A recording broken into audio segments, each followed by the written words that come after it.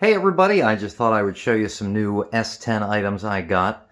One that I've already opened and a bunch that I'm going to open for you. So first one I want to draw your attention to is this right here on the left. That is the 1993 Chevrolet Truck Color and Trim Selection Guide. And this is really cool because it shows you all the different model trucks and all the different trim options and colors and samples that were available.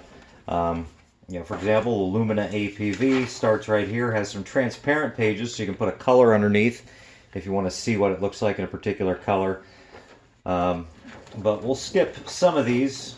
You'll see it shows you the color combinations, the different fabrics, everything that are available. Really cool. But I'm going to go ahead and skip to the S10 pickup and Blazer page. It's really cool here. It shows you all the different colors that were available this year. For example, my particular favorite, Aspen Blue Metallic, is right here. Gives you the color codes with them as well. I'm going to go to the next page here, and you have a transparent page. And this shows you, you can see it's transparent because I can put my hand behind here. But it shows you, for example, the different paint schemes, the different two-tones you can get. Very cool. And then over here it also shows you the different color stripe options, particularly the D85 striping that is really popular on the ZY5 and ZY8 two-tones. I'm sorry, the ZY3 and ZY8 two-tones. Because this seems to be a very popular thing. So it's just really cool here. You can actually see it in actual literature. A piece of tissue paper there to protect it. And then here are some of the two-tone color samples. If you wanted to see how two colors look together at the showroom, they could have pulled this out for you. Over here we have the different leather and cloth patterns. My truck has this charcoal corduroy pattern in it that I'm particularly fond of. These are the different types of seats. And the custom cloth bench, vinyl buckets, the deluxe buckets with lumbar, and then the 6-way power that you would have gotten in the Blazer LTs. More on the paint striping and the color codes and availabilities.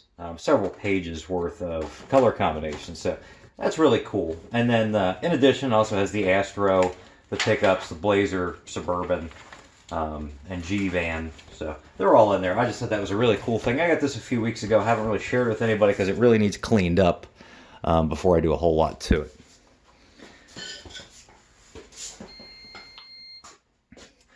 Next is this long box here.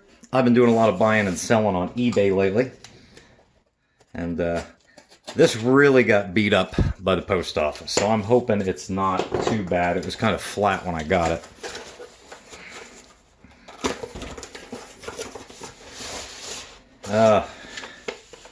It's in pretty rough shape, but this is a showroom poster, basically of some financing incentives for the 92 S10 Blazer. So it's really hard for me to pull out and show it to you here, but I'll post a better picture of it when I can. I didn't pay much for it, so I won't be too upset about it getting all crinkled up. And it's not like it's super cool artwork or anything.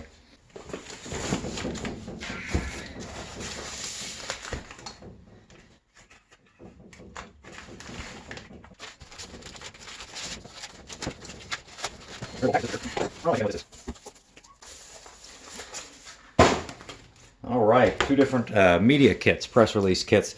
These are the kits that often get sent out to media, newspapers, magazines, etc. at the beginning of each model year. Okay, this is for 1988. And it goes into detail on everything in the Chevrolet model year that is new for 1988. It talks about the new Beretta, just some thoughts from the president of Chevrolet. But the best part of these are what's on the left pocket. There's some contact information here. And then what's really cool here is the press photos that they release. Here we have the Celebrity Eurosport VR, Suburban Outdoorsman with the raised roof. Chevrolet's Backcountry. This came out late 87, but it was officially a new for 88 thing. The Backcountry was preceded by the Baja. When the Baja came out, this went away. The Beretta GTU. Chevrolet's Corvette gets a racing appearance that makes it resemble an IMSA GTO racer. And it looks like this kit was available through GM parts dealers. Even gives you an 8-digit GM part number. It's a joint effort of Chevrolet Special Products, GM Design Staff, Protofab Engineering, and Autofab Inc. If you know anything about Autofab, that is the company that did the S10 Cameo. And okay, a couple sheets of specifications on the new cars. It's kind of cool. And a little note here saying in our earlier 1988 product mailing, we incorrectly identified one of the photos. The S10 Backcountry pickup photo that follows this note should be used in place of the photo incorrectly identified as the 88 S10 Backcountry pickup. But don't throw the other one away. It's actually the Chevrolet S10 Maxi Pre-Runner pickup, a show vehicle based on the Chevy S10 4x4 off-road race truck campaigned by Team McPherson. So I don't have that picture, so I'll be on the lookout for that one. But this is really cool. And again, this was for the 1988 model year. From the same seller had several Chevrolet things. Some that I already had. But I didn't have either one of these, and they were really priced very well. This one here is for 1989. And again, we'll just go through some of the paper real quick. Just gives a quick press release type overview of what's new for 1989. I'll read through more in depth, and if there's anything super cool, I will share it separately. But what we want to see are the pictures. So here we have the K5 Blazer and Suburban. The Corsica hatchback. My brother had one of these, had it for a really long time. It was actually a good car. Chevrolet's 1989 Beretta GT. Chevrolet's 1989 Eurosport. This is missing a picture. Oh, no, it's not. I didn't grab them all. I was about to say. I bought this whole package for the purpose of one picture. 4x4 pickup. I never saw those graphics on the side of a truck. They are the same font and style as the ones we're familiar with. The 89 Blazer. The 89 Baja pickup. The 89 S10 Cameo pickup. The Astrovan, Camaro, Corvette, Corvette ZR1, 89 Caprice Classic, 89 Cavalier, and back to the full-size pickup. I'll get some better information on the Baja and Cameo, and I'll post those as separate posts on the Facebook page. We're going to put that away right now, and we'll go to our next package.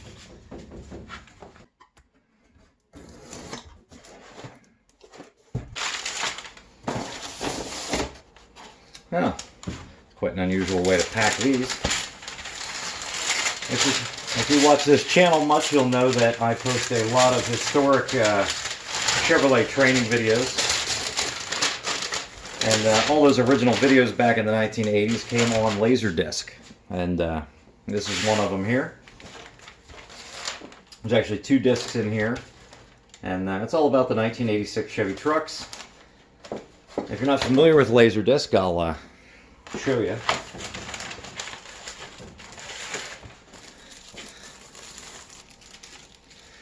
It's basically a 12-inch video disc, 2-sided.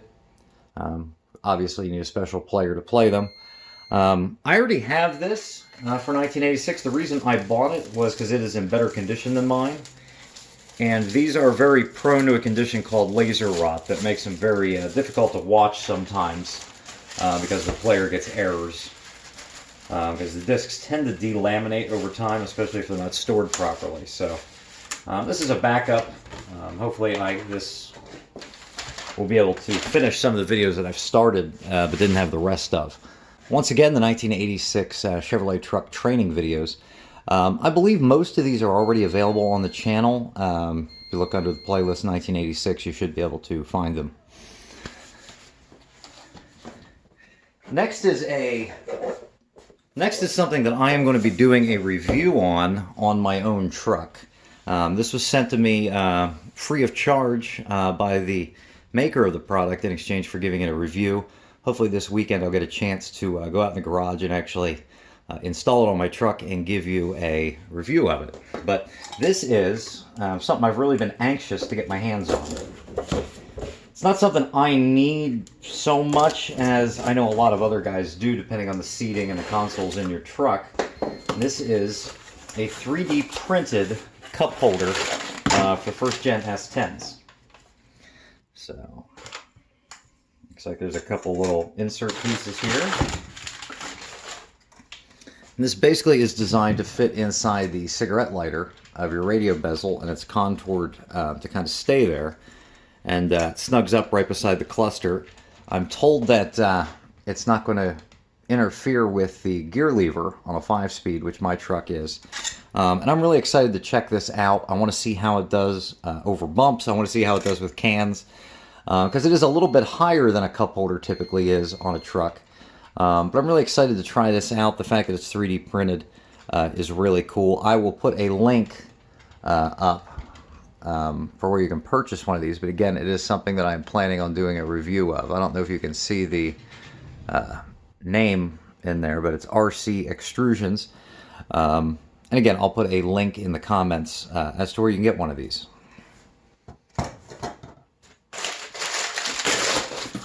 Next thing I want to show you is probably going to be the rarest thing you are going to see today. I got this from Dirk Wagner, a SyTy owner.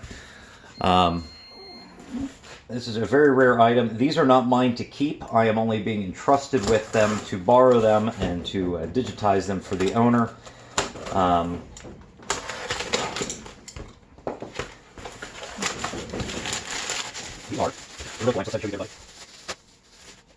Confidential, strictly for dealer's eyes only. This looks like it might be for a dealership Mariah, the Mariah difference. I'm not familiar with that, but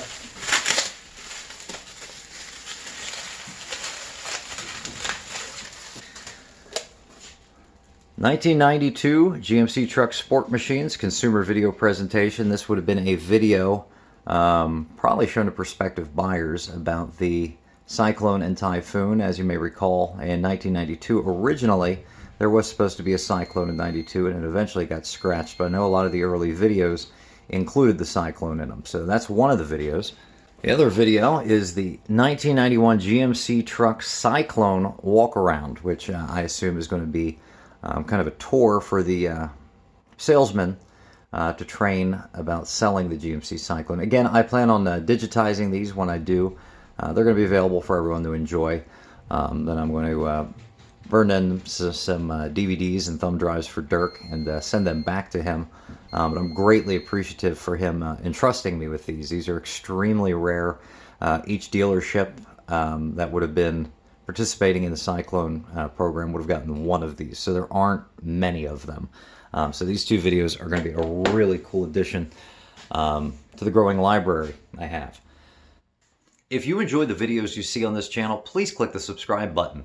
I'm getting really close to monetization. I have enough viewership, but I don't have enough subscribers. So hopefully with monetization, I can afford to buy more stuff that I can show you guys because it's entirely self-funded at this point. Also, consider using Patreon to make a minimal donation to the page, which again will help me buy more cool stuff that I can share with you, whether it be more vintage training videos, more vintage parts, training materials, things like that I can show you. Your donations make that possible. Otherwise, you're limited to what I spend out of my own pocket. Thanks for watching, everybody. We'll see you again next time.